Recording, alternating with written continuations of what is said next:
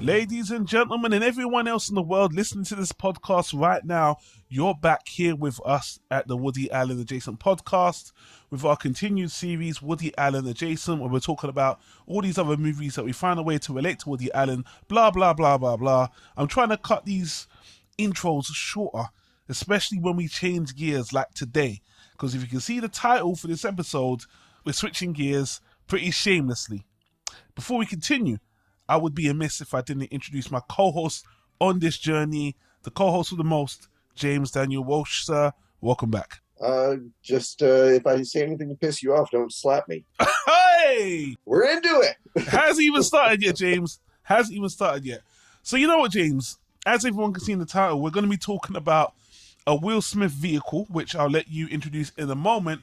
But, you know, I'm just going to say right off the bat, of course, I'm shamelessly cashing in on the focus on the Smiths, the controversy, the Oscar slap, all the other stuff. But I will say that this movie is actually a great pick for Woody Allen Adjacent. I've got so much to say about the movie, the making of the movie, everything around the movie, how it can relate to Woody Allen Adjacent. And of course, we're going to be talking about what we feel about the Oscar slap. It's been about a month later. I wouldn't say it's completely died down. The stuff's still going on, but I think we can come at a very measured approach. And I've got something to say, James, that might turn people's heads around. You know, I might not be everyone's favorite person after this recording. Okay. So, James, on that note, guys, the same old stuff. We got a Patreon. Find us on Linktree. We'll put all the socials in. But let's just get on with the discussion. James, what movie and discussion are we going to be talking about today?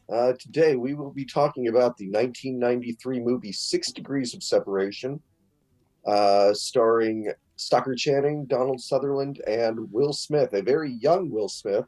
Yep. Was this his first movie? It was.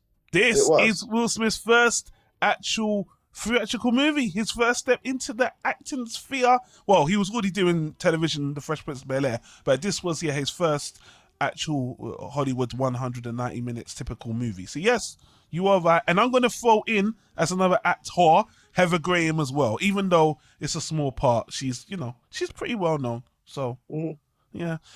So let me ask you, James, you know what? We're going to discuss the movie first. The movie, what our thoughts on the movie, you know, Woody Allen adjacent comparisons, blah, blah.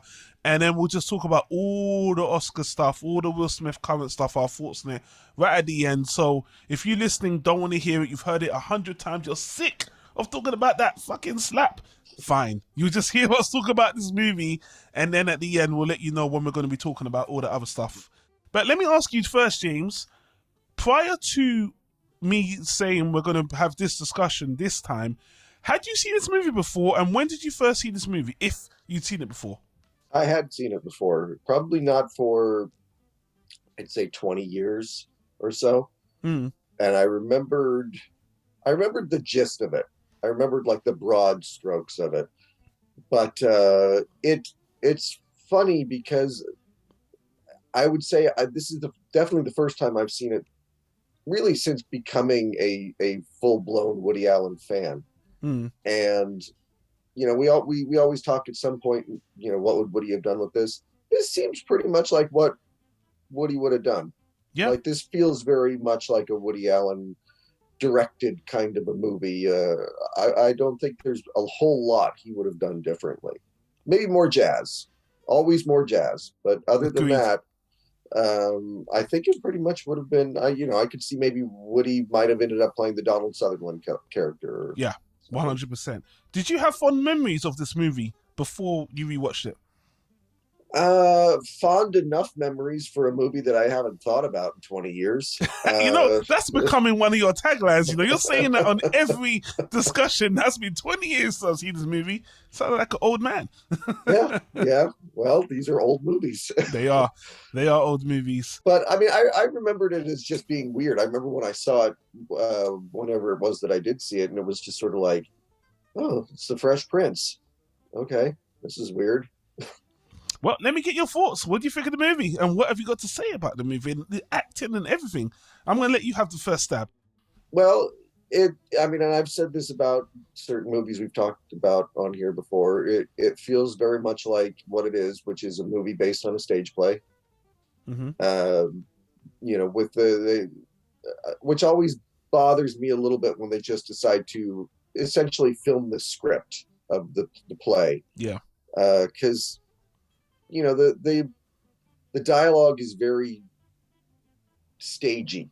Yeah. It feels like dialogue that you would be presenting to a live audience, and not to a movie where you could be a little bit more subtle. I had a very weird reaction to this movie this time. I hated the first half. Yeah. Hated the first half of this movie. But then the movie by the end rewards me for having hated the first half of the movie. So it ended up redeeming itself at the end because it was self-aware. It was sort of like, oh yeah, we didn't want you to like any of these people. We didn't want you to sympathize with any of these people. And that won me over. So yeah, it is a memorable movie. If not a great movie, it is a memorable movie. I think that's a good bar to set for any movie. Memorable is good, for better or worse. Now, here's the key question before I start talking about my thoughts on the movie. How do you feel about Will Smith in this role for this movie? Do you think, I'm assuming you've seen most of Will Smith's movie because he's a very popular pop star. Most of his movies are like blockbusters. So in the guise of his filmography, how do you think this film stands out to you? I think that I can think of, it's the only really little small budget kind of a indie movie that he ever did. I can't think of anything else off the top of my head. Everything else, even the dramas like Ali or King Richard, they're big studio movies. Yeah, it stands out in that this. I don't know what maybe was between this and Bad Boys, which was sort of his first big blockbuster movie. But this might be the only other movie he did before Bad Boys, and it stands out as just being like, he stepped right into a really well-respected cast. He held his own. I'm a big fan of Will Smith as a performer, not as a person. Yeah. But I am a big fan of him as a performer. Yeah. And he's great here. He's really good. I'll just jump right off your point there. I was blown away by this movie. For Will Smith's acting. Now, a couple of years ago, on my own YouTube channel, when the movie Focus came out, a movie where Will Smith is a con artist, again, much older, seasoned con artist, I really felt like, wow, there could be some connective tissue between this movie and that. This could be like the future version of that character. It's really cool. But, my knowledge of this movie, like, I will admit, I never saw this movie up until maybe 2015 when Focus came out. People was talking about, oh, that was a good film, but this is a great film. This is in fact Will Smith's best movie as an actor. This is what everyone put to me, and I said, well, what movie is that? 6 Degrees of Separation. Never heard of it. And then the thing that I know about this movie historically is there was this movie that Will Smith refused to do a gay kiss, and it was all over the news. And I always remember, what movie was that? And then I remember seeing like a picture of this movie and thinking, is this some kind of Rain Man movie? Or is this some kind of like he's playing a gay, like super intellectuals? And I think I might have saw the trailer and got that idea of the movie. So when I watched the movie for the first time, I thought to myself, I have never seen Will Smith act like this before. Like, my experience of Will Smith as an actor is Will Smith doing variations of himself, to be honest with you, not really straying from that path. He's got a lot of charisma, but you just feel that I'm watching the person Will Smith on top of a character. But I haven't seen Will Smith play a character before.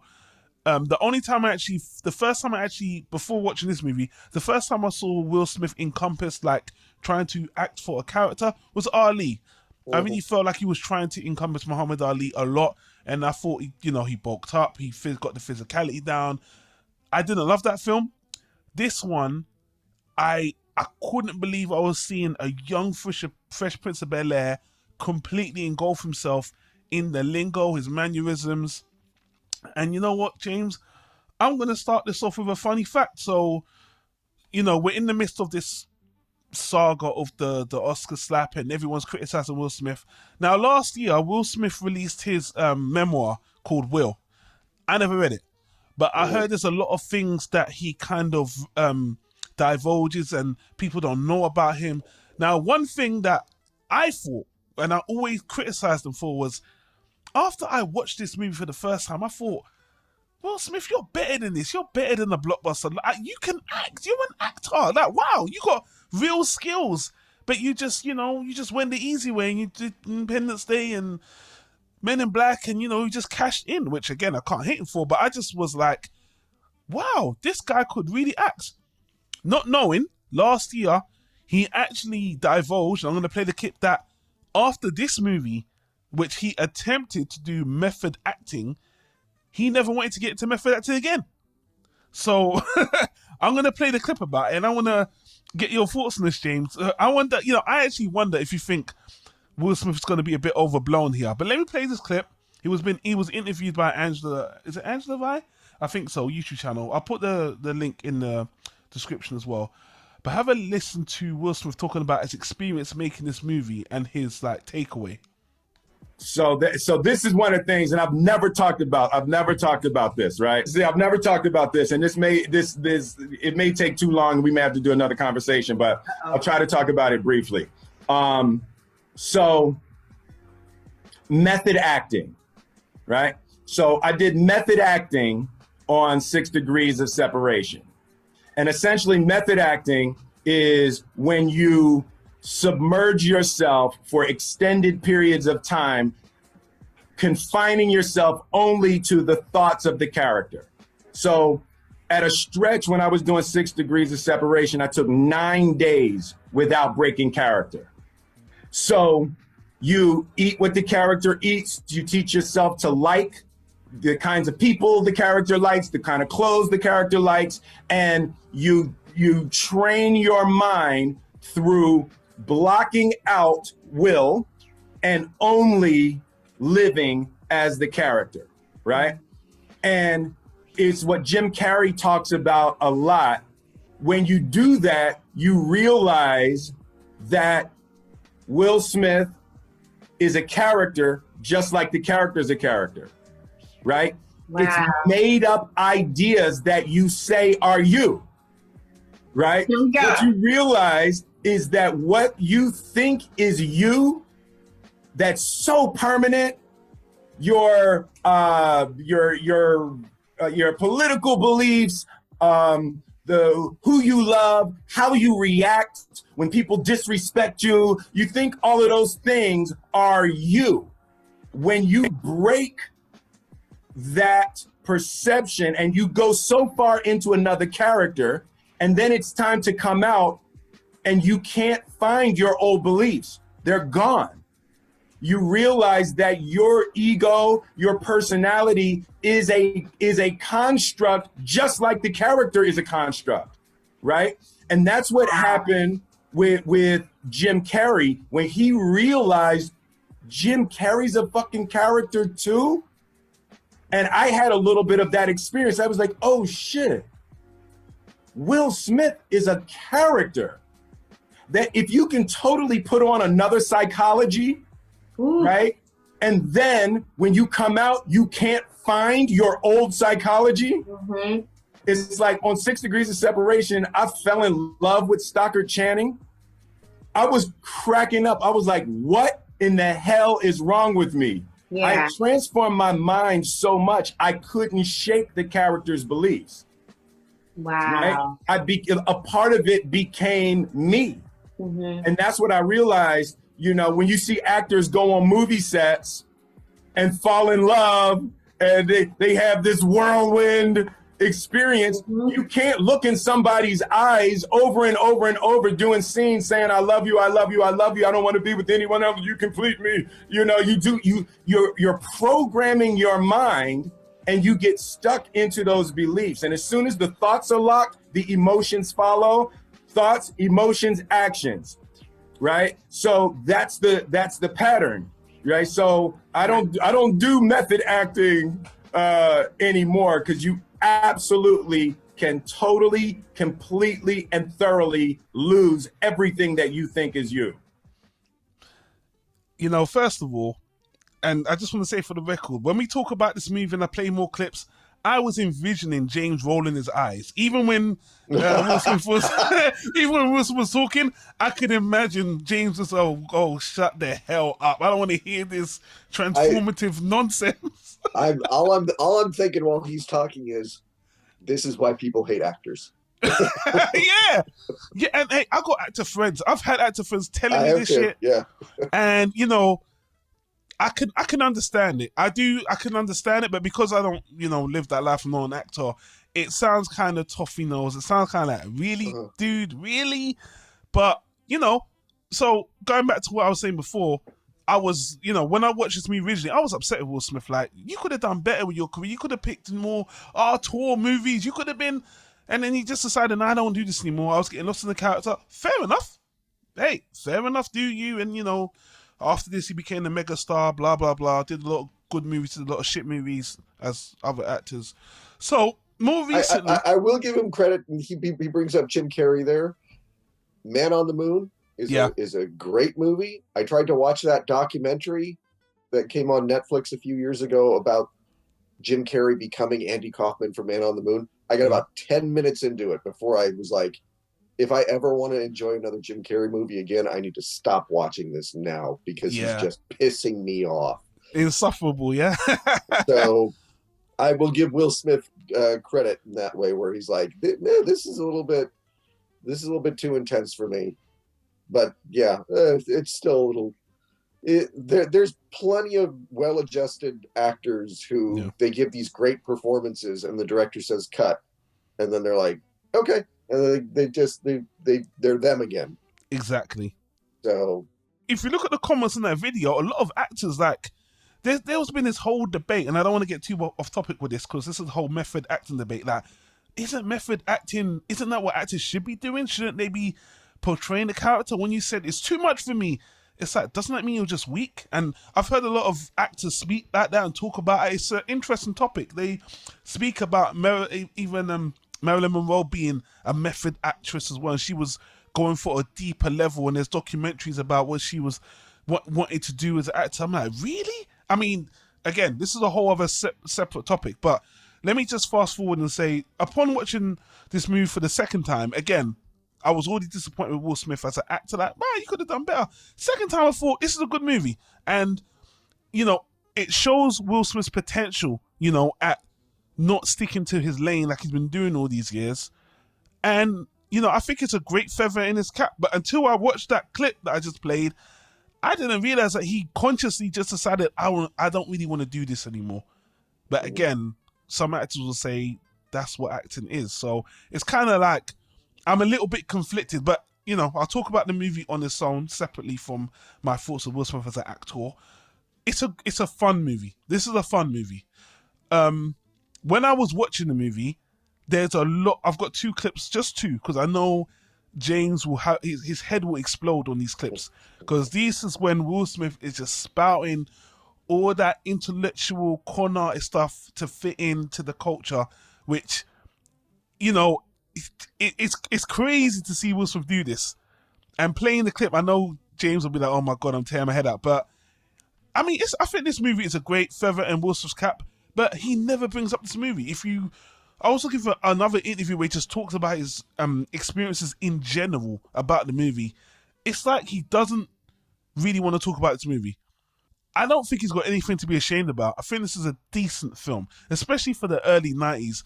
Again, there's a lot of metaphorical things about this movie. Like, you know, people say Will Smith is the safest black man. You know, that he's as a rapper, he's kind of soft. As an actor, he's soft. Now he's doing a movie where he's trying to interject himself into white culture. I mean, you know, it's like wink, wink, nudge, nudge. I'm just like, yeah. But as you said, James, the movie is kind of self-aware. The white characters in the movie are ridiculous. They definitely, I wouldn't even call them caricatures. Here's the thing, because there are some people like this. And although this is a movie based on a play, Will Smith's character is a real person who did this for real. David Hampton. So yeah, David Hampton was a real person who really did this, that inspired the play, and then it was turned into a movie as well. So, and he was a person of, you know, kind of gay, apparently.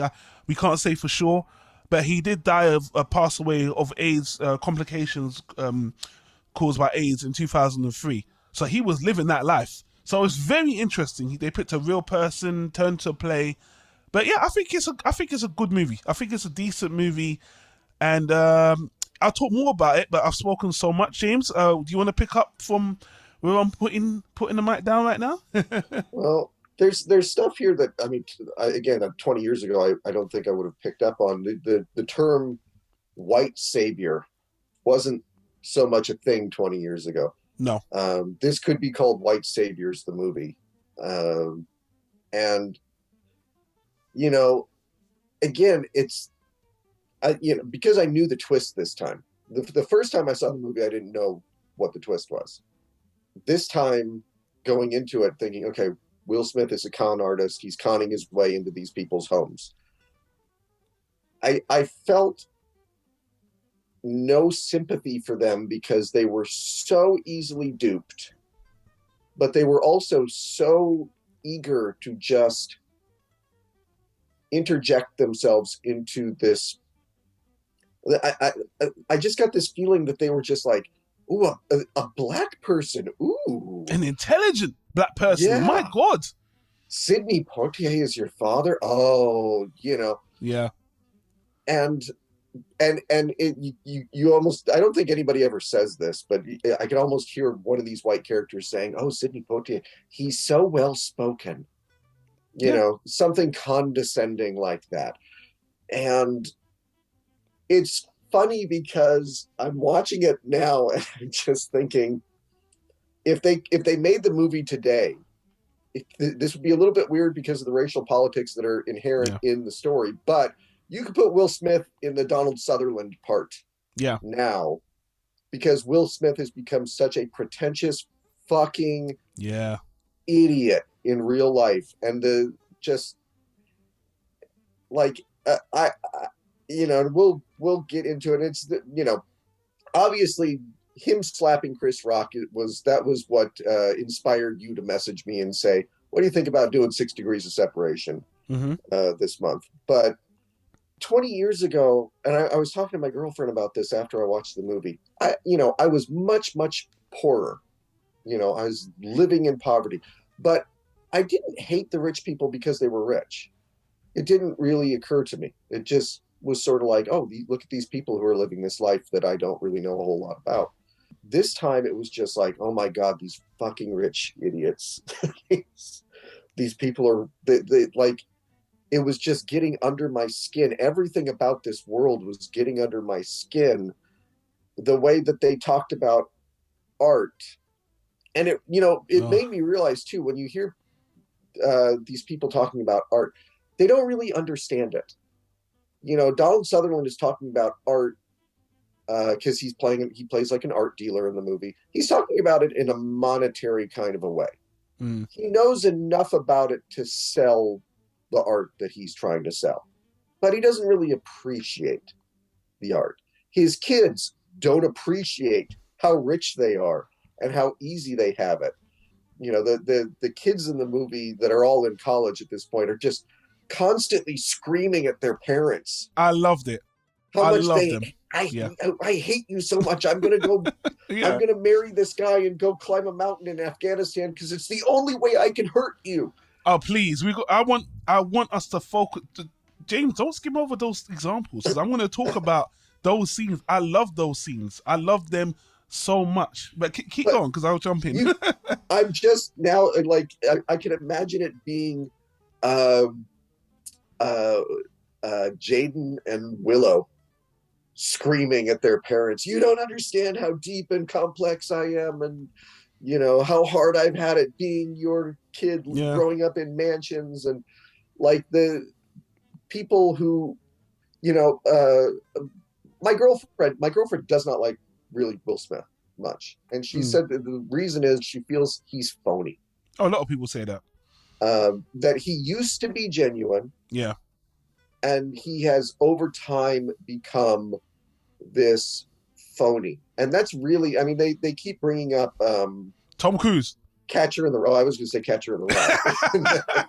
I was talking about blaming Tom Cruise for bringing Will Smith into Scientology and turning him into a psychopath. I mean, a sociopath. Keep going. Let me go with your way. I don't, because I don't think, is it ever been, Will Smith's not actually like a Scientologist, is he? Well, I've heard the rumor, but yeah, apparently they invested into a Scientology school, and they've been seen with Tom Cruise a lot, but they've never come out and say it outright. But if you, at the time, a lot of their movies were aligning with straying away from religious and more about science. Like a lot of and that's when he became very pretentious. He was always talking about science and logic. And is the way he used to talk like very kind of, I wouldn't say street talk, but now Will Smith talks very slow and logical and explain. And he has this way of talking now which sounds very condescending. Yes. Well, and he's got some show. It's was supposed to be on Disney Plus or something. I don't even know if it's still really if it's already come and gone, or if it's supposed to be coming, where he basically travels the world having these experiences. It's basically a rich person getting paid. I thought that was vacation. YouTube. I thought he had those shows of YouTube. Is it? I thought it was because I think Chris Hemsworth is doing the same thing too. Maybe Chris Hemsworth has it on Disney Plus, but it's part of this obnoxious trend of rich people going on vacations and being paid for, and we're all supposed to watch it and think they're amazing. Well, Will Smith had a recent fat loss journey. I don't know if you saw it on YouTube. It was a series he had in conjunction with a company. Like he was, through COVID, I put on all this weight. And now he did this journey with some company, it was sponsored. And people were really cringing because obviously he tried to get this, through they called him Will Smith's YouTube era. He had this new connection with people, trying to be more authentic. But then he started promoting certain things within the YouTube channel, especially that diet thing, and just came off studio using this as another way to just promote yourself. And it's coming off, and now you're bringing brand deals into this. It's looking really shady and fake. And that's the thing, like he's gotten to the point, and the slap maybe was just for me the last straw, but I can't watch a movie with him anymore and not just see him. I don't see a character. I just see him. I'm telling you, James, when I started, for me and you, we're going the other way then, because this is how I always saw him.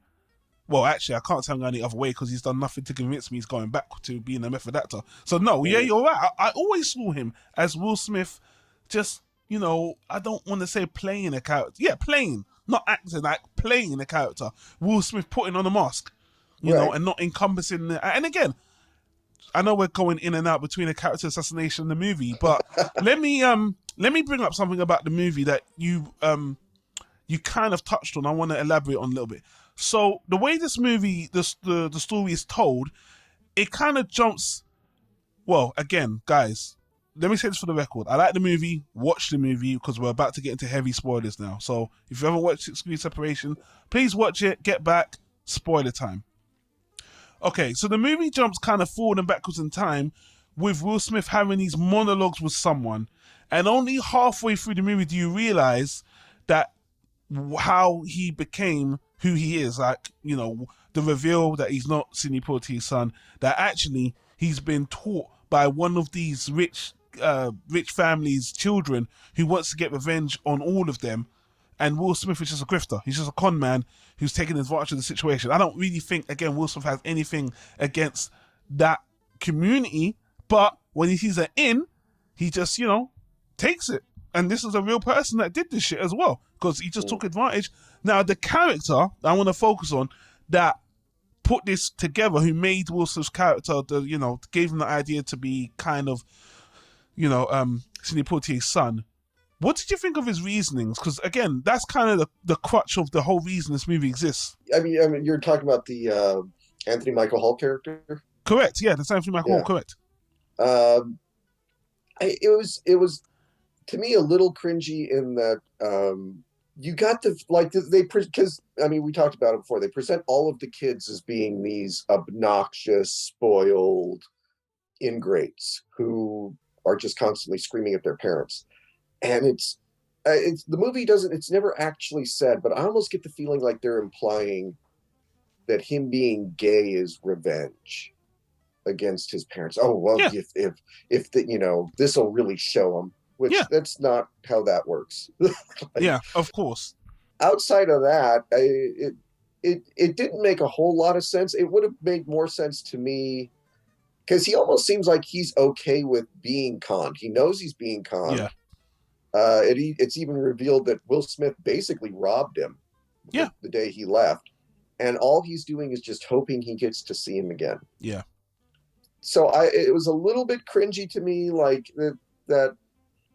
The portrayal of, you know, a gay person that is kind of self-hating, is they in love with this person. Yeah, he basically just picks Will Smith up because Will Smith is a hustler. Yeah, and well, he fancies him. Obviously, he fancies him, enamored of him, and he wants to make. He does. I think again, he likes. It's two things. He likes Will Smith. He's got the hots for him, and he wants to. He has this distaste for his family. He won't really accept his gay side, obviously. So he wants to set up this whole charade, empower Will Smith to rob them, which he doesn't give a shit about, but to also set up this elaborate way that if he does come out, it's normalized, which is kind of weird. Yeah. And obviously he doesn't care about the fallout or the, you know, whoever gets hurt in the series. But I kind of thought it made the movie interesting. I thought, okay, so, you know, they explain what's happening. I actually rewatched the movie. I thought maybe this reveal should have been left to the very end, because I think when they revealed it halfway through the movie, and then most of the movie is just Donald Sutherland and his wife meeting other couples that have been grifted as well, and they're all getting the stories together, which I do like. It becomes a series of mini stories. But when I was watching the movie, I'm just like, again, this is like rich people got too much time on their hands. Yeah. Why are they going out of their way? I mean, the fact that they go to because Will Smith doesn't even rob them. That's the funny thing. Not much. I mean, they give him money, and all the other tales that they tell about Will Smith, he doesn't rob anyone. He goes in, he like enjoys the luxury. Maybe takes a couple of bucks. The person he stole from the most seems to be the person who trained him. Yeah, well, and the cops can't even arrest him because he's technically done nothing illegal. Yeah. That scene, by the way, when the dentist called a cop and he was in the house and the cop didn't arrest, I thought that was bullshit, by the way. I thought they would arrest Will Smith's character regardless. Well, and the character that he did the worst to was the poor character. The poor character is played by Heather Graham and her boyfriend. Whoever played her boyfriend, and he did them dirty. He did them pretty bad. But the rich people, you almost get the feeling that he's more trying to ingratiate himself into their, like maybe he can play them enough to get a job, to get some sort. He doesn't really understand how their world works. He thinks that oh well, you just sell a painting and then you get $2 million and then you're rich, and I want to do that. How do I get to do that? So it's almost like he is trying to more become a part of their world than to just rob them. Although there's, I don't know if he's supposed to be mentally imbalanced, because he's got Donald Sutherland and Stockard Channing in the palm of his hand. He can get anything out of them that he wants to. Yeah. What does he do? He brings a male prostitute.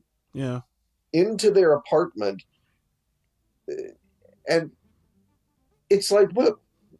Why'd you throw it away? Why'd you throw I it got away? so like, Yeah. is he just self-destructive? Is Yeah. he mentally ill? Like, what is it that possessed him to do that when he got exactly what he wanted? Well, this is what this is the one thing I liked about the movie the most. It seemed more realistic that he didn't go all the way through with his schemes. He didn't really have an end game. It's like he had a half-baked plan that was given to him, that was, made with him by the son of one of the families, and then he never executed. All the stories that you heard from all the other couples, it's a half-baked plan with no end game. So on the one hand, he's run further with what he's been taught. He's read more books. He's like, yes, I fake it till you make it. And again, you can see that's a big theme of this movie. You can fake it till you make it. You can inject yourself in these communities just by walking the walk, talking the talk. Great. That's it's a true thing in life. It is a true thing. But this guy never really had he just, in a way, wasn't as smart as he thought he was, because again, another thing I like about the movie is the end. He doesn't really get away. He gets arrested. He is, because I thought at the very, very end, when he was having a phone call with a woman, he was just leading her on. He was just telling her, I'll be there, and he was just like, fuck this, I'm gonna just go to someone else. But no, he actually, again, I don't know, because I don't think I could even find out. I don't know how true this is to real life. He did get arrested and he did get let go, by the way. That's one thing that you can find on Wikipedia. But regarding this first family, I like the fact that he really, like you said, James, it did seem like he felt like he could jump in there and be part of this community, which, again, as you said, the second half of the movie was a lot more honest in a way. I felt that the second half was a lot more honest. There was consequences. People were hurt. And the guy didn't know what he was doing, and he'd done this so many times with so many people in a small community. It just seemed like he was doomed to fail, which, did happen. But at the very end, again, the system just, I don't know it's a very interesting ending that is kind of vague, that the police officer he's moved all of a sudden the next day. Will Smith's lost in the system because they didn't have a name, which again, isn't unusual, but it's like, the movie, I feel like at the end of the movie, it's saying a lot about society as well, which is cool, which is true. A lot of things, I felt like, yeah, this is a really, really, really good point. And the movie kind of it does something that I always like it when a movie does, which is at the end it kind of indicts the audience that's watching it. Yeah. To have Stockard Channing has a great monologue at the end, and she rightly got nominated for an Oscar for this movie. Nice. I didn't know that. Wow. But they're at this fancy dinner party, and everybody wants to hear the story about, this thing that happened to them. And she just finally starts to feel kind of guilty about telling it. Yeah. And it's like, why am I entertaining you people with this? This is real life. This is, she's afraid that maybe because she had read that somebody had hung themselves in prison, and she doesn't know if it's him. Yeah. And she's like, why are you, we're awful. Yeah. We're awful. And she has a line that I just really loved, which was, he wanted to be us. That's all he wanted. He just wanted to be us. And we've turned him into like an anecdote. Yeah. And it's kind of gross what we're doing. And I like that, it's almost like looking at the audience and saying, hey, this thing that I didn't know that it was based on, at least loosely based on, a true story. Yeah, it is. So it's sort of looking at the audience and saying, hey, you know what? Things happen to people here, and you're enjoying it as entertainment, but these are people's lives.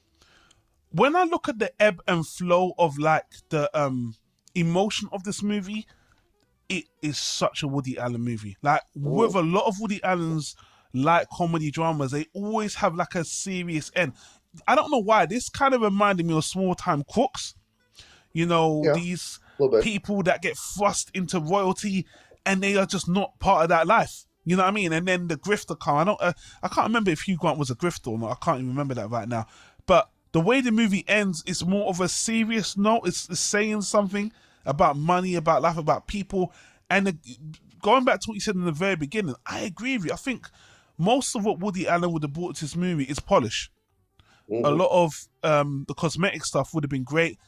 There is comedy in this movie. Like, I think it's self-aware that Donald Sutherland just keeps on saying, we could have had our thought slash. We could have had our thought slash. He says it multiple times, no matter what. He's just so, he's obviously having that knee-jerk reaction that like, he could have killed us. Everything with him, he's just so obsessed and so selfish. And again, as you said, the ladies, I can't even say her name because it sounds like a man's name. It's funny. Was it Channing? I keep wanting to say Channing. I keep wanting to say Channing Tatum. Sucker Channing has got the empathy. And you know what, James? I know you're going to roll your eyes because I'm going to start playing. I've only got 2 clips. I'm going to play the first one. The irony is not lost on any of us. This is amazing. I thought this was so perfect for me to get this clip.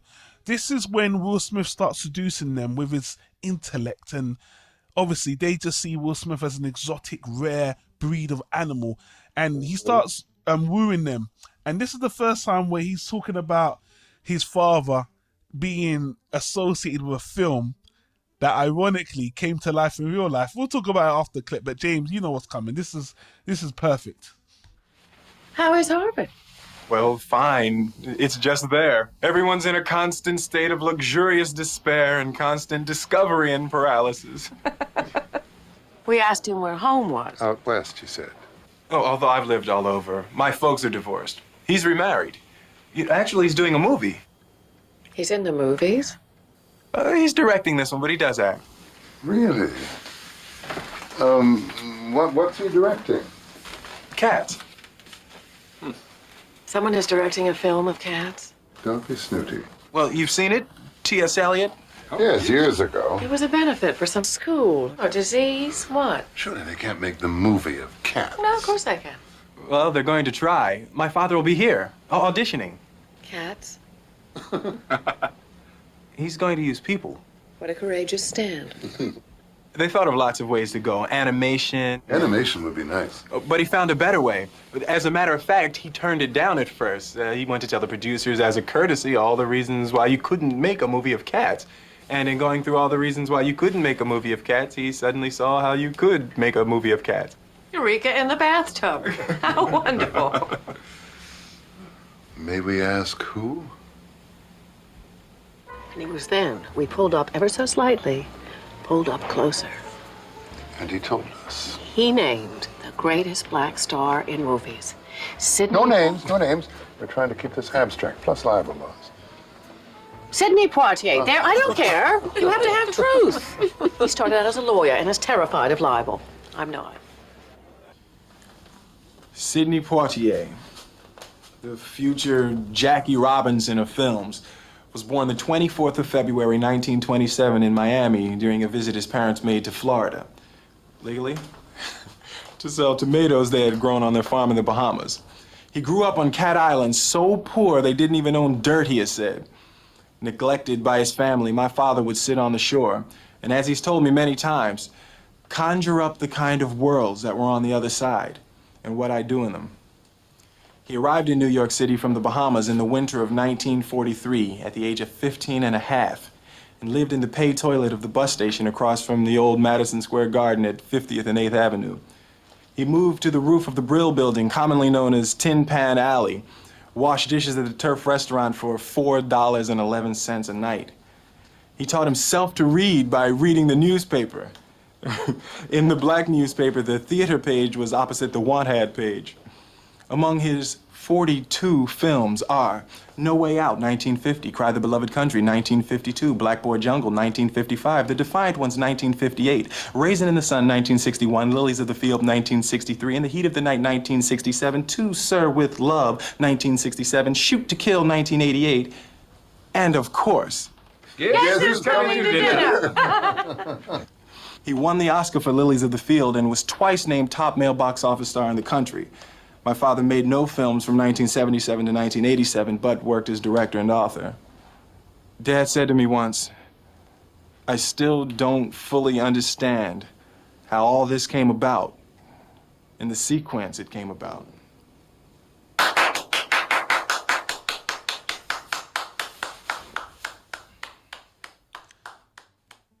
So in the last half of that clip, Will Smith's doing a monologue. This is before the reveal, but he's practicing. He's learning about his so-called father with the other character of the, you know, the one who's basically grooming him to learn all this stuff.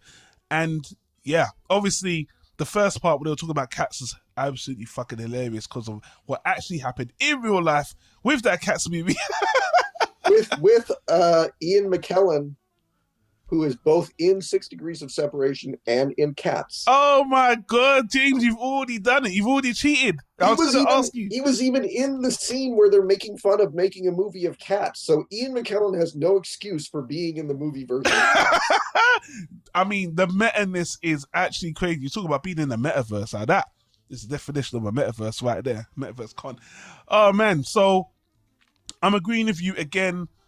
This, at the time this movie was actually released, Woody Allen was in the height of his controversy with Mia Farrow and Sun Ying and everything. So there's no way he would have made this movie. But again, I don't think it would have changed much. A lot of superficial spice I think he would have added to this movie. Again, I've mentioned about, you know, people say Woody Allen's racist, he will never hire black actor. Again, Woody Allen has said on record, his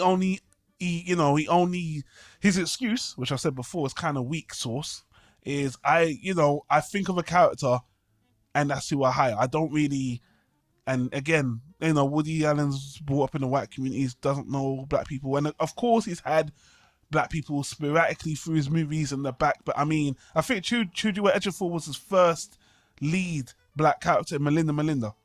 Mm-hmm. So everything about this movie, the topic, I think is perfect for Woody Allen. Woody, of course, Will Smith as a token black guy to play this role. After seeing this movie, I think Will Smith might have been considered. If in a universe where Woody Allen made this movie, would this movie have risen? I think it would have. Yes, I think Woody Allen's own majestic, well, barring the Mia Farrow controversy, if it was just how Woody Allen's career was going, yes. If Woody Allen made the movie at the time everything was going on with Will Smith, I don't know. It might have just been the same, but I do think Woody Allen's celebrity would have, you know, helped the movie rise. As it stands now, this movie is kind of one, as I said before, Will Smith doesn't even talk about the movie at all. He only talks about the movie now in the just that he went too deep into the character and it fucked him up, and he doesn't want to do anything like that again, which he basically never did. And I'm just like, you had a great cast working with you. I think it's a great script. I think the idea is really good, and I think he did a good job. So I was really surprised that he doesn't celebrate this movie in his own filmography. Probably my single most disappointing thing about this movie in general. Will Smith himself doesn't really celebrate it. Even now he's older, and you know, he talks about diversity and, you know, all this other stuff now, and you know, I'll get into his wife and other stuff. But I just think it's perfect for him to elevate this movie now, even with the stuff we'll get into later. But the movie this is a forgotten movie, and I don't think it really deserves to be forgotten. It's not a great movie, but it's a good movie. Good actors, good idea, very good idea. As for remaking this movie, it's a bit of a hot potato. I think a lot of people complain that they're making white people look bad and, you know, all this other stuff. I think that this movie will be problematic, but, you know, done well, maybe. I don't know, maybe. This movie comes from a very special time when you could make, I don't know what the budget for this movie was. It couldn't have been more than a few $1 million. And you could make those small budget movies and you could attract big name stars, and it could get a wide enough release to where a lot of people would see it and it would get nominated for the big awards and stuff. Those movies don't happen as much anymore. It's interesting in that this also comes from a time when the subject matter of just talking about gay people was new. You know, yeah. We didn't do it very much. I might have seen this. There's a lot of movies like this where I saw it on. There was a gay cable network called, I think it was called Logo. And it's probably where I saw this, along with movies like Torch Song Trilogy and things like that, where it came from that period in the 90s where it's like, oh, we can finally start talking about this. And those movies are, they're more interesting than the stuff that we get now. Yeah. Now it's just like, well, we can talk about it, we can show it, we could do anything. This came from that time where the people who were making it, it was still a little bit dangerous to talk about. And so the movies always had a little bit more edge, a little bit more grit. They weren't going to be the big giant blockbuster movies or anything. So yeah, it's an interesting movie from a time that I am very nostalgic for. I'm really perplexed at the time at the time this movie was released. Will Smith just had his first son before he met Jada Pinkett. He was in another relationship, and he was doing the Fresh Prince of Bel-Air. Will Smith, a lot of people know this about Will Smith, a lot of people don't know this. While he was a rapper, he was actually in, I think he had the chance to go to MIT. He's a very intelligent guy, and I really tried to understand why he chose to do this movie at this particular time with all the stigma of being soft, gay, a weak rapper. I'm just so surprised because when I watched The Fresh Prince of Bel-Air, he's notoriously bad at acting. Like, I don't know if you know this, you can go on YouTube and you can see scenes where he's actually, when he's with another actor in The Fresh Prince of Bel-Air, he says their lines. Like, he reads the whole script out, he's miming their lines and waiting for his turn.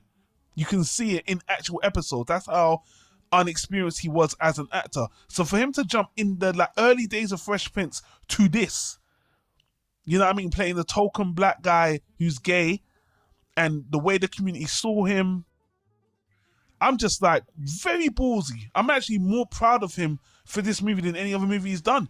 But again, he doesn't celebrate the movie, doesn't want to talk about the movie. Not like it was a bad experience, but it fucked him up mentally. It's really bizarre. It's based off a kind of a true story. Everything about this movie, for Will Smith, I think he should be celebrating, but he doesn't seem to have much, love for this movie except for Psychosis, which is very strange. Again, I don't want to super hype up this movie. All I want to say is if you're a Will Smith fan and you've seen all of his movies, this is one that will surprise you. This is one that nobody really talks about. You can't find it on streaming. I had to get a downloaded pirated copy or buy the DVD, and the actors involved. Look at Donald Sutherland. These actors already in the movie. Donald Sutherland was a big actor at the time already, working across Will Smith. I mean, whoever got him the job, I think it was a good role. Maybe he wanted to prove something to himself only, and maybe I'm just not seeing, getting perspective on this.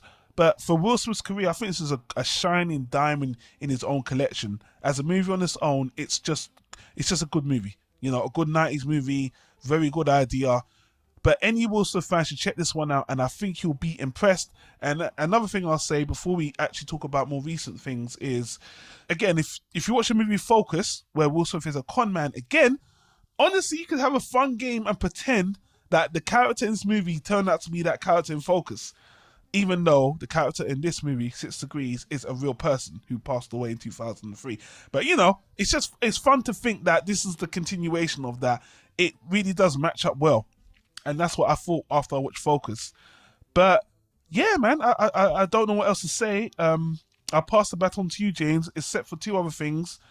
We're going to be talking about a movie with two actors. With Donald Sutherland's got his own movie that we're going to be talking about in the future adjacent. So stay tuned for that. And Heather Graham has got a movie that we're going to be talking about in adjacent. So stay tuned for that. So we've already got 6 Degrees of Separation that we're going to take out into our future recordings later on in the year. But James, I got a challenge for you. The last movie we spoke about before this one was Belfast. Mm-hmm. So the term 6 Degrees of Separation, and they even explain it in the movie, is they're saying that how it goes is, and correct me if I'm wrong, James, is you can connect anyone on planet Earth between 6 other people. Either they're a cousin or they met. There's a way you can connect anyone to anyone on this Earth by 6 people, 6 degrees of separation apart. So actually, James, that philosophy, do you agree with that? Maybe. Or do you think it's just bullshit? It does. It seems a little bit difficult to imagine connecting some rich socialite in New York to somebody who's living in a small village in Africa. But I guess it's possible. All right. Before we move on, all right, let's play the game and then we'll start to move on a little bit. I'm going to play the game, wrap up any thoughts you have left on the movie if I didn't give you a chance to say anything else. But before you wrap up on this movie, James, the last movie we discussed was Belfast with Kenneth Branagh. I want you to do a 6 degrees of separation between Kenneth Branagh and Will Smith. And I will tell you, I have one that's kind of funny and pokes fun at Will Smith. But is there any way you can kind of connect them to you together? I'll give you 2 minutes. Go ahead. I'll edit it down as well. Go ahead. Well, let's see. Kenneth Branagh was in Tenet. Oh my God. Go on. With Robert Pattinson, who was in Batman. Nice. Who was in Batman with let's go with Colin Farrell. Who was in Daredevil with Ben Affleck. Nice. There you go. Who was in Jersey Girl with Will Smith. Correct. Well done. Well done. That was good, James. I'm going to give you a round of applause for that. Well done. And that was off. You know what, James? I don't have to edit that. You did it right off the bat. And that's how it's done. That's how you do 6 degrees separation. Now, I'm going to tell you mine after I let you wrap up any other thoughts you have on the movie. Do you have any other closing thoughts on this movie before we get into the whole slap shit? I guess the only closing thoughts I'd have is, like I said, I really didn't like the first half of the movie, but and if you are like me and you find rich people being obnoxious and complaining about their lives and going to dinner parties and all this stuff, the movie does eventually agree with you. So it's worth sticking around and watching the whole thing. And I did feel by the end of the movie, especially after that closing monologue from Stockard Channing, I thought this is a pretty good movie. Again, not a great movie, but very much a memorable movie. Yeah, 100% agreed. 100% agreed. So now, let's get shameless. I'm going to do this. I'm going to do the same game I did for you, 6 degrees separation. How am I going to join Kenneth Branagh to Will Smith? And I'm going to tie in the slap as well. And that's how we're going to start. So, James, did you hear Will Smith's acceptance speech when he got the Oscar? No. Oh, really? I've read little bits of it, but no, I don't. First of all, I didn't watch the Oscars. Yeah, who does? Yeah, but you saw the slap. Obviously, you actually saw. I thought it was a joke when I woke up the next day and I saw it in the headlines. Well, the first thing I saw was I thought, "What the hell is Coda?" And then after that, it was Will Smith slaps Chris Rock, and I thought, "Oh, it's some sort of a gag." Yeah. And then I watched the clip, and I was just like, "Oh my God, this is so embarrassing. This is so embarrassing. Everything about this moment is embarrassing." Let me ask you a question about the slap, because we're already here. The slap was bad enough, but when he went back to his seat and started bellowing, I thought that was really, really pathetic. It was. I mean, the bellowing was pathetic. The slap was unacceptable. Terrible. Unacceptable. Completely unacceptable. And I was horrified to see that there were. It wasn't like the majority of people were saying, "Well, that's what I would do if that was my wife," or, "Well, you shouldn't have talked about her hair. That's what happens."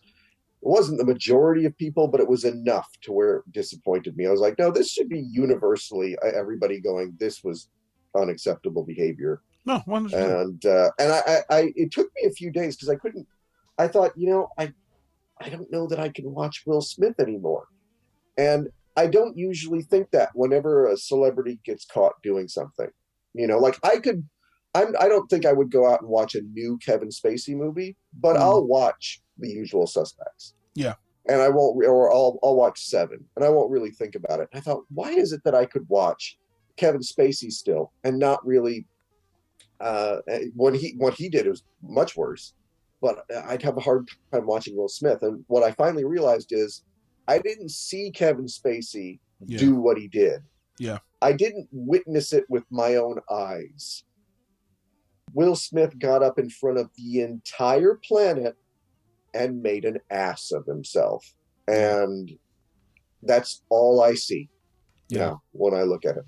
That's it. That's all I see. It's very rare to see something like that going on, and we're going to dig into the weeds in a minute. But before we do, I will just do my bad joke right now. Here's my 6 degrees separation for Kenneth Branagh and Will Smith. And funny enough, I thought you were going in my direction, because you are right. Kenneth Branagh was one of the main characters in Tenet, which is actually called 10, but because of the back forward, the movie's, I know it's just a fun fact, the movie's called 10, but because the movie goes back and forward on both sides, that's why people pronounce it Tenet, but the movie's actually called 10. Haha, fun fact. I did not know that. Yep. So, Kenneth Branagh is the bad guy in that movie. Denzel Washington's son is the protagonist, literally called the protagonist in the movie. Denzel, and obviously that's how, Denzel Washington had a special shout out in Will Smith's acceptance speech, which you never heard, but I don't know if you heard that part. No. Okay, I'm going to play the clip right now. It's a short one. And what I loved, thank you, D. Denzel said to me a few minutes ago, he said, at your highest moment, be careful, that's when the devil comes for you.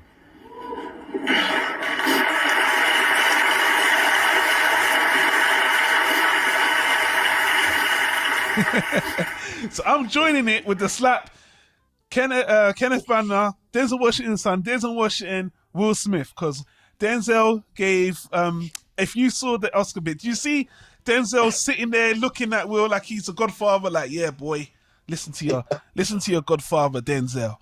Okay, I thought for just a second that you were going to go another way. You were going to try and somehow connect it to, like, Kenneth Branagh was in this with this, and then with this person who Jada Pinkett fucked, who's connected to Will Smith. That's another way to go about. I'm sure there's tons of comedians that are going down that route. I don't need to go down that route. I love what Ricky Gervais said, which was, he said, I never would have made the joke about her hair. I would have made the joke about her boyfriend. Everyone. That's what everyone said. That's the fun. And we're going to get into the psychosis of this. But yeah, I think it's, again, let me jump back one more time. I think it's so ironic that Will brought up Jim Carrey when he was talking about method acting. Because Jim Carrey was the first one to come out and say, if he sat me, I would have sued Will. $250,000 next day. And it was disgusting.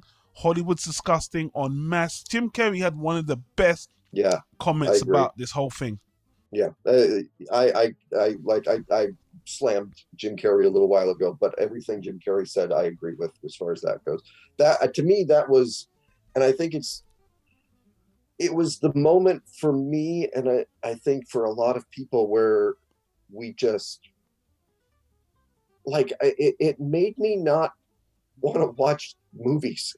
It made me not want to, like, go support these people anymore. Like, the fact that he got a standing ovation instead of being escorted out by security and handed over to the police is pathetic. The fact that they, when, at your highest moment, that's when the devil comes for you. And they all clap, and it's like, shut the fuck up. There was an assault. Shut up. There was an assault on stage, and you just giving this guy an award. He got a standing ovation. Standing ovation. He had a long ass speech where he was crying, and if you've heard that speech, I don't know if you've heard it word for word. Man, if you want to talk about pretentious, he was talking about he's saving people's lives, he's defending people. And I'll tell you, to make it so we're not just talking about this, but I can connect it back to 6 degrees of separation. Go ahead. Because to me, what I saw when everybody in Hollywood stands up and gives Will Smith a standing ovation. They weren't just giving Will Smith a standing ovation because, he won this award. We like Will Smith. He's a nice guy. I think they saw him get up there and slap Chris Rock, and they were like, oh, thank you. Thank you for putting an end to the bullying, because these are people who cannot take a fucking joke. If it was Ricky Gervais, I would have said I could understand that. But Chris Rock with the lightest joke of all time, in the world. And the worst. And this is why I know you're gonna be like, you're gonna hate me for saying this, and this is why I feel sorry for Will Smith, because when you see his reaction to the joke, he laughed. Yeah. And then he looked at Jada. And then, you know, the husband of the relationship put him in his place and set him off. And then it's so sad because everybody knows about, you know, the entanglement situation with Jada. And, you know, Will Smith has been ridiculed all last year or the year, but whenever that revelation came out on the Red Table Talk with Jada, where she just, you know, she revealed her impropriety or whatever open relationship, whatever weird relationship they got that I don't really care about the details, but the way she just explained herself, the memes of Will Smith, even on his YouTube channel, he had to make a video of the memes. Yeah. They were calling him the Fresh Prince of Despair. Oh, all the stuff that I didn't know about, I'm sure a lot of people didn't know about. We all know about it now because there's a clip that I saw of she just starts filming him. Yeah, I saw that one. And he said, and he's like, could you not be filming me right now? You know, I'm in my own house. I don't. It's like she is a reality star without a reality show. And she is insistent that their lives be on display for that we have to know everything about their lives. And it's gotten to the point where, like I said, I can't see, if I'm watching a Will Smith movie, I can't see anything but Will Smith. And so if he's playing this tough guy, if he's in Suicide Squad and, you know, I'm just badass and everything, I'm like, yeah, no, all I see now is Jada holding that phone up and you almost in tears. Trying to get your wife to stop bullying you, basically, and it's pathetic and it's sad. It's I can feel a little bit of sympathy for him, but his kids are grown. Yes, he will lose. I don't know how much I'm assuming he's worth like a few $100 million. He will lose half of that. They've said some really weird things, James, that they're never gonna get divorced no matter what. Then I don't know that his career survives. I mean, because really, he's. I was thinking about this after he got banned from the. He can't attend the Academy Awards for 10 years. For 10 years, yeah. Which means that nobody is going to cast him in any kind of dramatic roles because those movies are not like King Richard. I don't know how much King Richard made. King Richard was not a blockbuster. It was never going to be a blockbuster. They made it to get him an Oscar. Yeah, sure. If you can't get him an Oscar, you don't make that movie. Like he's got some movie coming out, which made me laugh when I read about it, because it sounds like, remember in Top 5, the fake movie that Chris Rock's character was making where he played a Haitian slave? Are you talking about the movie called This Joker? Is that what it's called? I don't know what the movie's called that Will Smith has coming up, but it sounds a lot like that fake movie Chris Rock was starring in Top 5, but he can't get nominated for an Oscar, so my guess is they bury it. It'll come out, they'll be like, well, fuck, we're not gonna we would make our money from it being nominated for Oscars, and that would give us free publicity, but we can't get that now.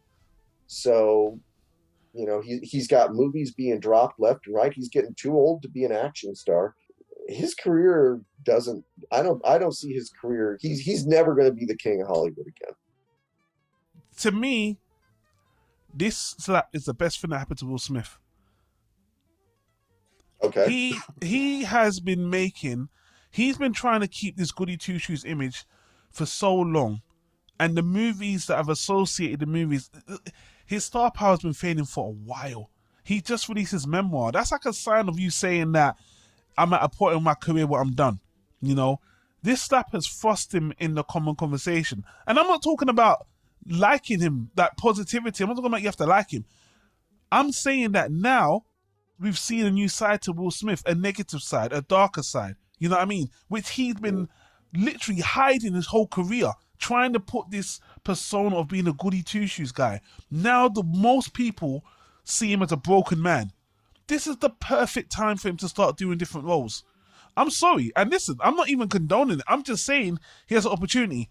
This is what Mel Gibson did at the end of the day. Yeah, I was just thinking of Mel Gibson as you were talking about it. Yeah. Yeah. So I'm like, listen, again, what he did to Chris Rock was disgusting, despicable. I'm not even going to talk about all the comedy stand-ups have said, you know, this is an attack on comedy, blah, blah, blah, blah. Listen, Will Smith is a broken man. In his own, again, I didn't read his memoir. I started to, and honestly, I just found it jarring. I felt, there's something about it I didn't like. But I read highlights.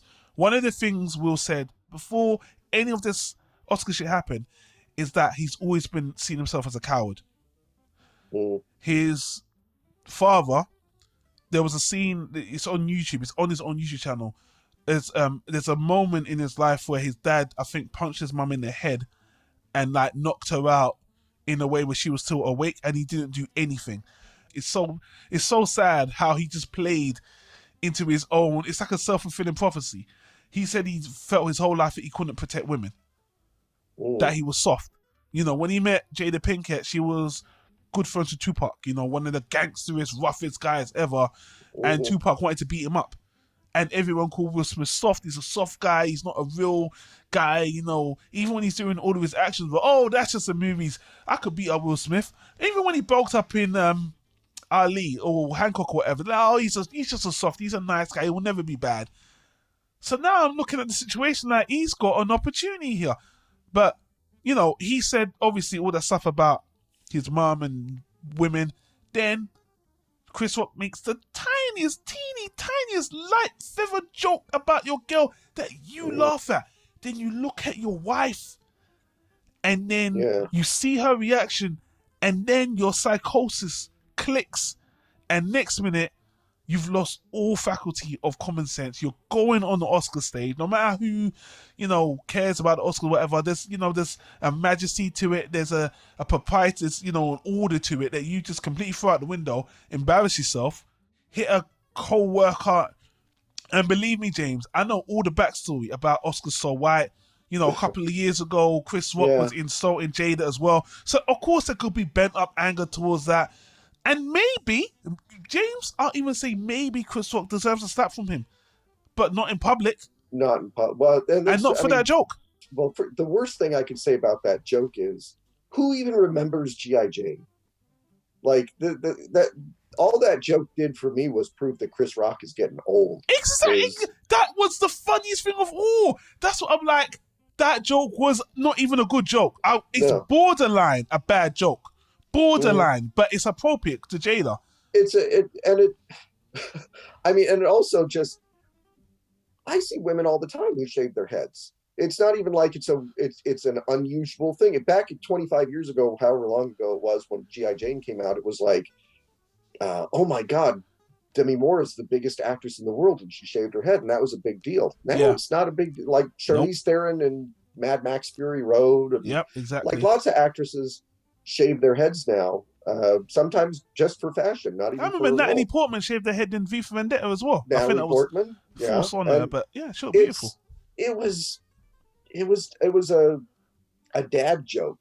It was a lame dad joke. I don't think he knew that she had alopecia. And I think it's funny, the people who are like, he confirmed he didn't. It's a medical condition. It's like, she doesn't have cancer. I might get a little bit of shit for saying this, but if you're really, really sensitive about it, wear a wig. If you taking this tiny little joke about G.I. Jane, if that is something where, you've been, you're triggered by it, wear a fucking wig. Personally, and this is the only point where I defend Jada, I don't think she took the joke that bad either. I think Will Smith overreacted. But I did see that they show like different angles and everything. Apparently, he goes up and he slaps Chris Rock, and she's sitting in her seat giggling about it.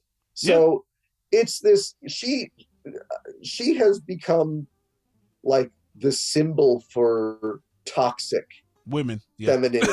She has. It's now everybody looks at her and it's like, oh my God, she has destroyed this man, and she's giggling about it as she does it because she doesn't. I mean, she'll go on her show and say, "Oh I didn't really want to marry him. I didn't want to be with him." She said slight comments. She said the wedding was terrible. I didn't want to marry him. She said those disparaging thoughts about him. Will Smith. I'm not going to call him a cuck, but he's coming off as like personally, I think Jada's just too much for him. I just think she is a certain type of woman that is just too much for him. And ever since, they got together, it's just not been great for his psychological.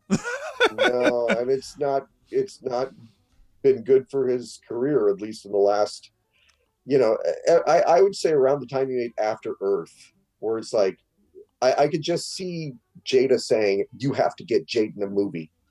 Be in a movie with Jaden. And like, well, there's this horrible, terrible script that M. Night Shyamalan is doing. Do it. Do you know there was an episode of Jada Pinkett show where Will Smith was on with? It was called Will Smith Hijacks Red Table Talk, where he was on with his psychiatrist, because Will had that whole. We're going into a different realm now, but Will Smith is a man with a lot of problems. Acting, his career was already on a decline. I don't think this is going to hurt his career. I feel sorry for him, not because he's broken. It's not to do with the slap. He's a broken man, and this just shows how broken he is. Personally, he's already won. He's already got the Oscar wasn't taken away from him. He's got franchise stuff. People want to see him win, and I do think he's sorry for what he did. He was out of control, and we'll talk about Chris Rock in a minute. But I think it's like me saying he deserves a second chance. It doesn't even make sense to me, because he's a rich fucking celebrity. He's already won. He's already got everything. He can't lose, and he didn't kill anybody. It's, to me, the night was more an indictment of Hollywood as a whole. 100%. 100%. And that's, like I was saying, like Will Smith. I'm just, when they stand up and they give the applause, to me that is like the people, the rich people in 6 Degrees of Separation. They're all talking about like, oh yeah, this person came into our lives and did this to us, and they were all standing up, because they go to the show, and they go to the Oscars, they get dressed up and everything, and for the entirety of this was like, I think the 94th Academy Awards, they always have a comedian, they always have somebody there telling jokes, they poke fun at the people in the audience. A lot worse stuff than can't wait to see you in G.I. Jane 2. Like they'll talk about their divorces, or they make fun of bald men forever, like if they're wearing a toupee or something. One of the comedians points it out, and they hate it because you're not supposed to make fun of us, we're special. And so when Will Smith got up there and slapped Chris Rock, later on when he wins the award and he gets a standing ovation, it wasn't just because he won. It was, thank you for standing up to the bully. Well, he said in his own speech, he says, to me in this means you got to put up with abuse. You got to be talking crazy about. He said it. He didn't even. He said it. He was crying. He was crying heavily through that whole speech, and I'm just like, this guy is not thinking straight. He's broken. It's misplaced anger. You've just made a fool of yourself. It's not gonna affect Jada Pinkett at all. No, well, I mean, Jada Pinkett has no career. She popped up for 5 minutes in the last Matrix movie and embarrassed herself, because it was, my girlfriend and I were watching the last Matrix movie, and she was like, can we skip this part, because this is really cringy, her in old person makeup. Yeah. But then, she's giggling, and then you've got Jaden Smith tweeting out, that's how we do it. That was so pathetic. And it's like his family, again, to bring it back to 6 Degrees of Separation, at the end of the movie when Stockard Channing is sitting there and she's just sort of breaking down in front of this party of wealthy people who want to hear this anecdote, she starts basically indicting. She said she throws out her kids, like she's like, yeah, my kids are a fucking disappointment. And like, I feel like Will Smith, he comes from humble roots. He went through a lot. He had this abusive childhood. He did, got to give him credit. This is a rags to riches story. Mm-hmm. Music and movie star. This is two genres, two different sections where he's successful. And he's now surrounded by people who have Jada Pinkett didn't grow up that way. His kids definitely didn't grow up that way. But Jada Pinkett had a rough upbringing too, but she didn't. I mean, he really obviously pulled her up out of it as well with his success. But I mean, I feel like he's still somewhere inside. He knows that this is all fake and phony, and he's just going along with it. Well, and yeah, he's getting hundreds of millions of dollars for doing it. So I don't feel bad for him in that way. But the last thing about that, the Oscar slap, as far as Will Smith goes, I felt so bad because he's up there winning an award for playing a real person. Yeah. And I'm just thinking, this should have been a moment of triumph for the entire Williams family. Yeah. And it's embarrassing. You know what? Actually, I had to watch King Richard. I wasn't even going to watch it because movies have been so meh recently. I watched King Richard, and again, good performance, good movie. Not great. So I had to see it. Sorry to have you seen King Richard? I haven't watched it. I was a little bit. I saw the trailer for it, and I went, before the slap, and I went, that looks okay. I might watch that someday on streaming. I don't know that I could watch it now. I don't know that I could watch anything with him. Well, he's not a likable character in the movie either, which is what I find interesting. It's actually easy to watch because, he's kind of he's a hero for his family, but he is a very contentious person. And even in his speech, he said that I look like the crazy man, like in the movie I played. That's what he said in the speech as well. And I'm like, yeah. And when I watch the movie, I'm like, yeah, you do, but that doesn't condone what you did at all. It's just and once again, me tying back again to give separation is playing these characters fucking with your mind again, mate. If it's fucking with his mind in order to star in Bad Boys 3 or Suicide Squad, or I mean, like I don't even remember the last movie I saw him in where I thought he would Suicide Squad was a bad movie, and I thought he was good in it. Yeah, agreed. Him and Margot Robbie were the only two redeeming things about Suicide Squad. I actually thought they had something going on for. I thought that he was seeing it on the side. To be honest with you, after Focus. To me, like I said, the slap was an indictment of all of Hollywood. Yeah, and I don't see the Oscars really. Every year, like, the audience is half of what it was the year before. Correct. Yep. And unless they're like, oh, hey, when he slapped, we got a little bump. Hey, lower security. Let's let the actors just go up on stage and make fools of themselves. Maybe we'll get some ratings. I don't know. I know there's a lot of people who are like, you know what? I stuck with it. I was watching it. I don't even know why I was watching the Oscars anymore, but I'll never watch them again.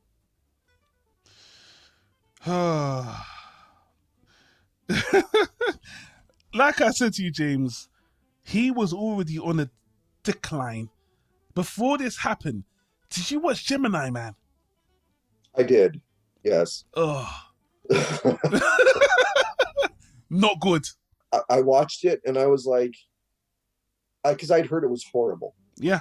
I watched it and I went, it's fine. I don't remember anything about it other than just thinking, the effects are pretty convincing.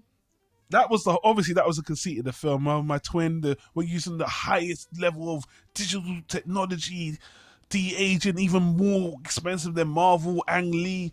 Mm-hmm. Did you watch, honestly, if you think After Earth was bad, did you ever watch a movie called Collateral Beauty? No, that's the one I've heard is just unwatchable. Yes. Yes. No. It's too bad because there's quite a few actors in that movie that I like. That's right. But, Edward Norton, Kate Winslet, Helen Mirren, and then there's Naomi Harris. I'm just looking at it on Keira Knightley. Oh, the movie is, look, it's a very contentious, conceited movie that's trying to be about love and hope and all this fairy tale bullshit. It's just terrible. Again, I'll just say it again. Looking at it, you could say I'm looking at it from a point of an optimist. It's not even that. I just see this as an opportunity for Will Smith to come back. Everyone has a redemption story. He's shattered that nice boy image of himself now. He's opened the door for him to do darker movies now, which, you know, he can do if he wants to. He's already tipped his toes here and there, left and right. Not a straight out villain, because for some reason he feels like he's above it. Not anymore. It's an opportunity for him. Chris Rock. Sorry, go ahead. The Mel Gibson comparison is because after Mel Gibson's controversy, like, he just went out. He just did a bunch of. He finally started playing villains. Yeah, and he's really good. Lean into it. Yeah, great movies. I haven't even. There's about 4 Mel Gibson movies during this whole racist thing. The whole that I haven't seen. I heard are phenomenal. Which I'm like, he's a great. I love you. One of my favorite actors. I'll even still admit he's one of my favorite actors. Mel Gibson. It's hard to admit it, but I love Mel Gibson. Chris Rock. I don't need to give him much time because obviously he was attacked. He was assaulted. I feel horrible about that. He doesn't deserve that at all. No one was showing as much love for him than Will Smith, of course, which is disgusting as well. You know, he decided not to press charges. He's a legend for doing that. I understand that. Like Jim Carrey said, he doesn't want the hassle. He doesn't need the hassle. And ultimately, it would make him look like a villain, even though he's the one. Look, I think it hurts me what happened to Chris Rock. But once again, his ticket sales shot through the roof. He's a comedian. This is one of the best things that could ever happen to him. He took the slap physically like a champ. He didn't get knocked down. He made a joke about it. He could have gone in on him. This whole thing could have went a whole different way. Everyone knows that. But Chris Rock showed a level of decorum and control that has only given people more respect for him. So again, he comes out a superstar out of this whole thing. Financially, in terms of career. And again, we're going to hear about this in future from him. So, although I do feel bad that he got hit in another way, Chris is winning. And as he should be nothing but winning from this. You know, when somebody goes up and they hit you, and afterwards, they're the ones that's crying. I know. Chris Rock didn't cry. Chris Rock stood up there. He took it. Yeah. He bounced right back from it.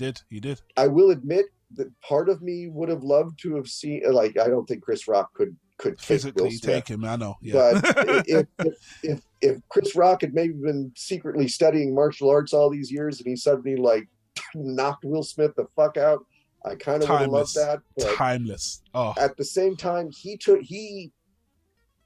showed class. 100%. And that's why, to me, I get the people who defend Will Smith and they say, well, you shouldn't talk about a man's wife. Really? I've seen enough of them. I had an argument with one of them on Facebook, but it's like, we don't hit. You get taught that when you're a little kid. Like, well, he said something mean. Well, that you hit him and now you're the one in trouble. And plus, like you said, and really it cannot be overemphasized, the lameness of Chris Rock's joke. Yeah. It was so lame. And not because it was like he was making fun, he was punching down or something. It was a G.I. Jane joke. Yeah. It would have been dated in 2000 for Chris Rock to make that joke. It went over millions of people's heads. Millions. Yeah. Anybody who's like 25 or younger has no idea what he was talking about. It's not even a classic movie where, you know, if it was like a Con Air movie or a movie that was held in high regard, like Pulp Fiction, that everyone talks about in the lexicon, in the zeitgeist, then maybe. But G.I. Jane, who? Yeah. Nobody remembers that movie. No.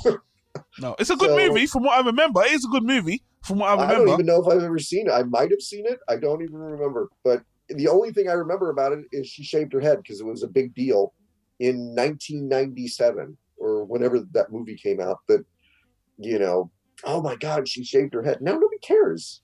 So Chris Rock making that joke, like I said, the only thing it did for me was make me go, oh, is Chris Rock losing his edge? Because that's a really lame joke. It was. Again, but he knows where he is. He knows where he is at Oscars. He's throwing softballs. It was softball. It was, and I will say this too, because we can do this.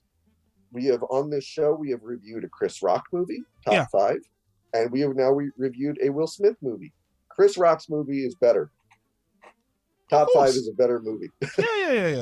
Yeah. So it's Chris a more Rock enjoyable wins. movie. It's a more enjoyable movie, without a doubt. It's a more enjoyable movie. Yeah, I was thinking about it. I was gonna be, it is a better movie. I like it more. It's fun. It's more updated. There's a lot of cultural references. There was something else I wanted to say, but I can't. Oh yeah, look, I get. It's cringy to bring this up, but I will. So, people ask me, how do you feel? I know, James, you're gonna really roll your eyes when I bring this up. This is why black people shouldn't be at the Oscars. This is, you had Oscars so white a couple years ago. Now you win the Oscars, you're fighting on stage. I was laughing. Obviously, I knew this racist bullshit was gonna come out. You know what I mean? And people even asking me, I'm just like, it's unfortunate because part of me is like, I don't give a fuck about the Oscars, but at the same time, I'm like, you are making us look like, we're uncivilized. And even though we're all human, putting color aside, it's like, it could have been a black guy, white, could have been any race. But I'm just like, it's unfortunate that it plays into a stupid stereotype, which again, we shouldn't put any energy into it. But there's always a part of me that's just like, you really had to be the first people to ever do violence on stage. It's like, it's just not great, man. It's just, no matter what. Kareem Abdul-Jabbar said the same thing in an article. He said, "This is you really made us look bad," which I don't agree with. I although you get like I did think at the time, I was like, man, if it had been Matt Damon who walked up on the stage and slapped Chris Rock, we'd be having a very different conversation. 100. Let's be real. You are 100% right. And by the way, if Ricky Gervais made that joke and Will Smith smacked him, no matter what, if it's an opposite race, this would have been there would have been so much crazy articles, racial discussions, but which probably for the best. I don't know. I don't know what to say, but again, softball joke. Man gets attacked on stage. Will Smith has got serious psychological problems, and I hope he gets the help he needs. But I'm not. You know what? Maybe if this leads to him doing more movies like 6 Degrees of Separation, maybe if he goes, well, I don't have anything to prove. Nobody wants to hire me anymore for the $300 million blockbusters. So I guess I'll do this. Yeah, I'll take a pay cut and I'll do this $5 million indie drama. That'd be great. It wouldn't surprise me if he there was movies he wanted to do, but because of his image and this facade that he's now shattered, we might see a pivot. We might see a new, range. And he's old man now. He's over 50. He's 53 or whatever. I mean, why are you still? No one believes you in doing that other goody two shoes rescue shit. Fuck that. Do some acting. Get back to that method. Your mind's already. I was gonna say your mind's already fucked up. Just fuck up some more. But yeah, listen. I know we're going on and on and on about this. I know people have had these conversations to death about the slap that echoed. It's called the slap that echoed through the world now. Yeah, Will Smith's a meme. He was a meme before, thanks to his wife. Now he's a meme for his own reasons. But again, he's rich. He's done his memoir. He's on the other side. And he's given himself a Mel Gibson type situation now. I don't know how you feel about this. And I'm going to wrap up my thoughts on saying this. I know Chris Rock will never agree to this. Never. But if this happened, I would find it interesting. I would actually wonder if there'll be a time where Chris Rock and Will Smith will do a movie together.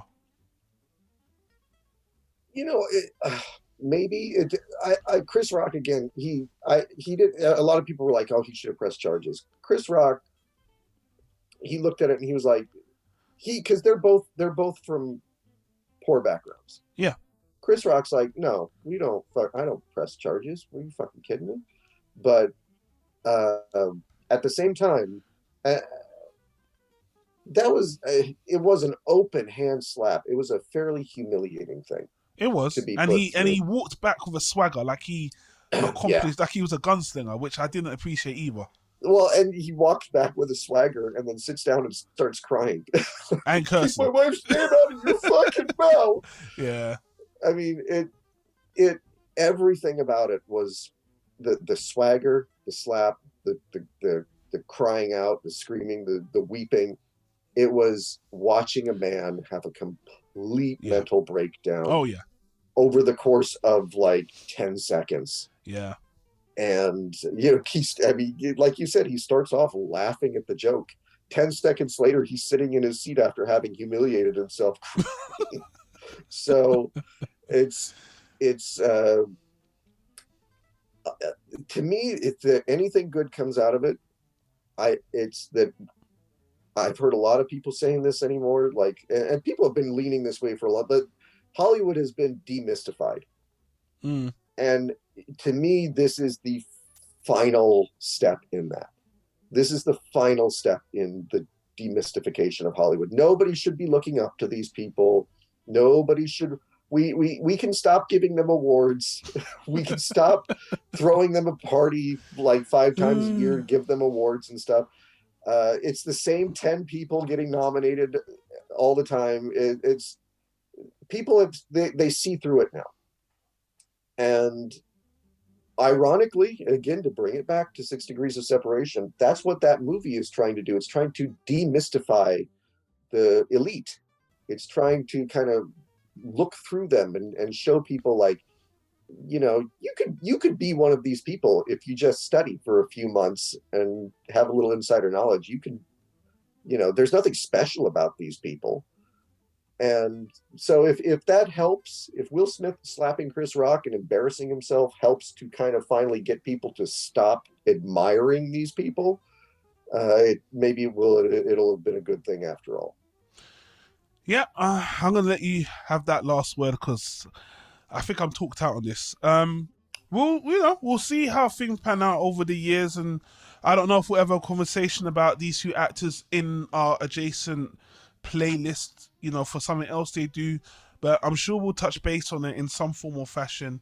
But James, I know I've kept you on here long enough. Thank you for doing this with me. I will apologize to all the audience for being so selfish and just throwing a Will Smith movie in there at this time. Yes, we're taking advantage of the situation. We're taking advantage of people having these conversations, and now you've heard us talk about it.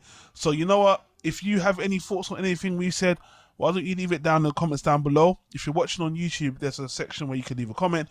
On the podcast, it's the same thing. And where we're meant to be talking about what film was it again? The Christian Slater film next time. I forgot the name of it, but you'll see it on the next one. We'll get back to our regularly scheduled programming. So James, if the people want to reach you, where can they reach you? They can find me at manic-expression.com, and you can find my books on Amazon. You can. There will be a Linktree link where if you click on the link, you'll get our Patreon, you'll get all the James's links, like you mentioned, the Twitter, the Amazon books. And yeah, if you enjoy the conversation, leave us a review on iTunes. That helps us, the algorithm. Well, leave a comment anywhere you can, whichever is easiest for you. Support us on Patreon if you can afford it. We've had you on for long enough. Thank you for listening, and we'll see you on the next recording. Stay safe, guys. Take care.